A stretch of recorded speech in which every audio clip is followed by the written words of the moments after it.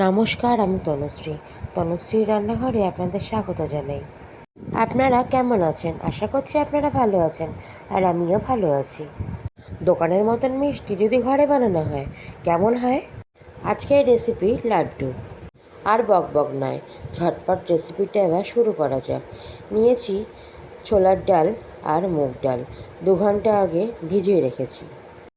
প্রথমে ডালটাকে বেটে নিতে হবে 3-4টে এলাচ দিয়ে। বন্ধুরা, আপনাদের কাছে অনুরোধ রইল রেসিপিটা স্কিপ না করে পুরোটা দেখার। দেখুন, ডালটা আমার সম্পূর্ণ বাটা হয়ে গেছে। এবার কড়াইতে পরিমাণে রিফাইন তেল দিতে হবে। এই ভাজার কাজটা বন্ধুরা রিফাইন তেল অথবা ঘিতে করতে হবে, সর্ষের তেল কিন্তু একদমই চলবে না। এই ডালের বড়াগুলো হালকা গোল্ডেন ব্রাউন করে ভেজে নিতে হবে।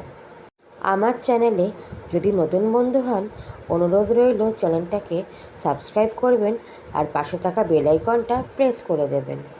দেখুন, সম্পূর্ণ বড়া ভাজা হয়ে গেছে। রেসিপিটা ভালো লাগলে অবশ্যই একটা লাইক করবেন। এবার চিনি শিরা বানিয়ে নিতে হবে। 1 কাপ চিনি নিয়েছি। যেই কাপে চিনি নেবেন সেই কাপের ভর্তি করে 1 কাপ জল দেবেন। এদিকে বড়াগুলো ঠান্ডা হয়ে গেছে, আমি হাতের সাহায্যে একটু ভেঙে নেব। চিনির শিরা 1 তার 2 তার হওয়ার দরকার নেই, হালকা একটা চিটচিটে ভাব হলেই চলবে। এবার ভাঙা বড়াগুলো মিক্সির জারে দিয়ে গুঁড়ো করে নিতে হবে। দেখুন বন্ধুরা, গুঁড়ো করে নিয়েছি। খুব ভালো গুঁড়ো করতে হবে না, হালকা একটু দানা রাখবেন। এদিকে চিনির শিরা অলমোস্ট ডান।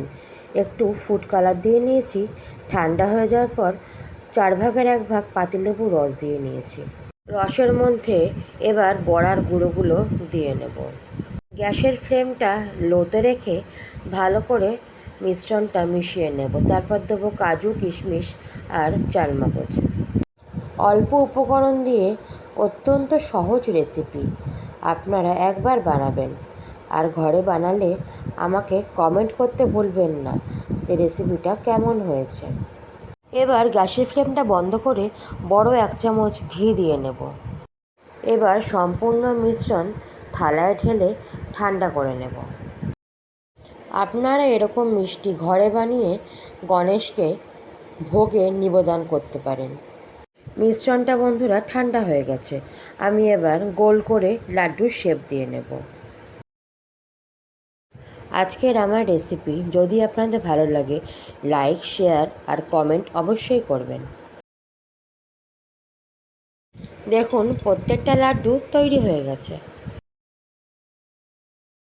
আজকের রেসিপি ছোলার ডাল আর মুগ ডালের লাড্ডু তৈরি হয়ে গেছে।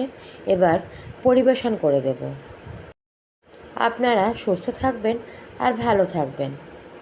পরবর্তী কোনো রেসিপি নিয়ে আপনাদের সামনে আবার হাজির হব। টাটা বন্ধুরা।